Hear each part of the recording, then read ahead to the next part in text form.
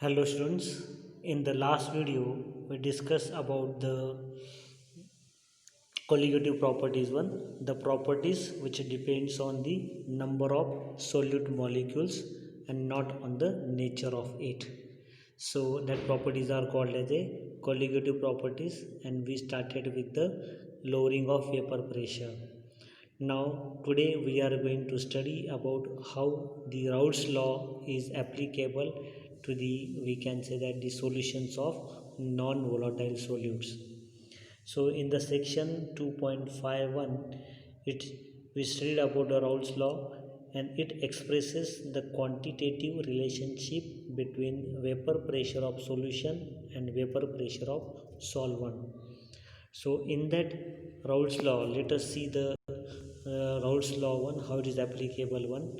In the solutions of non-volatile solutes, this law is that it is applicable only to volatile solvent. This law states that vapor pressure of solvent over the solution is equal to vapor pressure of pure solvent multiplied by its mole fraction in the solution.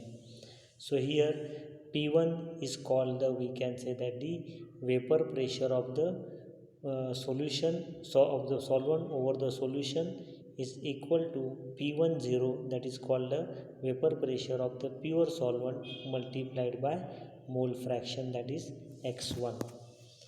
Now this, if we see for binary solution which contains only one solute, x1 is equals to 1 minus x2.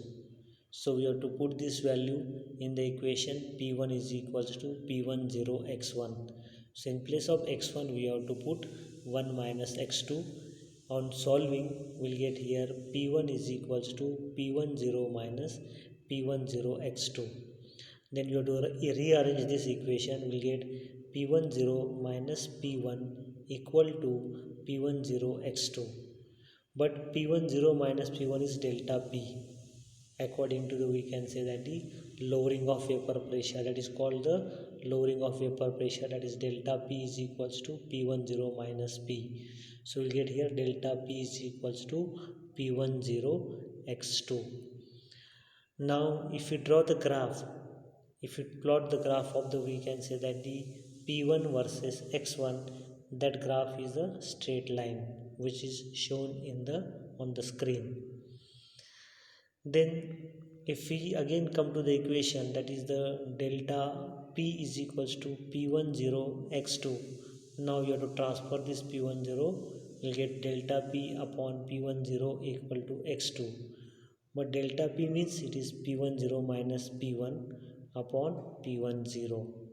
So thus the relative lowering of vapor pressure is equal to mole fraction of the solute in the solution. Is this P10 minus P1 upon P10, it is called relative lowering of vapor pressure, and that is equals to the mole fraction of the solute in the solution. It shows that the relative vapor pressure lowering is a colligative property. Then if we see, if you consider that if we prepare a solution by dissolving W2 gram of the solute in W1 gram of the solvent, the moles of solute and the solvent in the solution are N2 is equals to W2 upon M2. M2 is the, we can say, molar mass of the solute, and N1 is equals to W1 upon M1, where M1 is the molar mass of the, we can say, solvent. Then here N1 N2 are the, we can say, moles of the solvent and solute respectively. We are concerned only with the dilute solution, so here N1 is far greater than N2. So we can say N1 plus N2 is we can say approximately equal to the N1. The mole fraction x2 is then given by x2 is equals to N2 upon N1, and delta P upon P10 is equals to, we can say, N2 upon N1.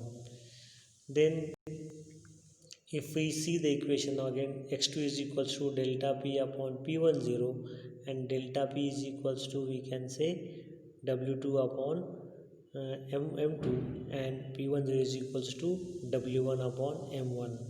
So delta P means again P10 minus P1 upon P10 equal to delta P upon P10 equal to W2 M1 upon M2 into W1. Means we have to just rearrange the equation, so that if we know the other quantities one, we can find the molar mass of the M2. So by this 2.11, that equation, we can find the molar mass of the M2 if we know the other quantities one. So on the basis of this, there are examples are there. After this, we can say chapter will see some solved examples which are based on the different topics. So students, go through the video again and see the how the Raoult's law is applicable to the, we can say, the non-volatile solute one. Also we can see the relative lowering of the vapor pressure. Study the video and complete the homework. Okay, thank you.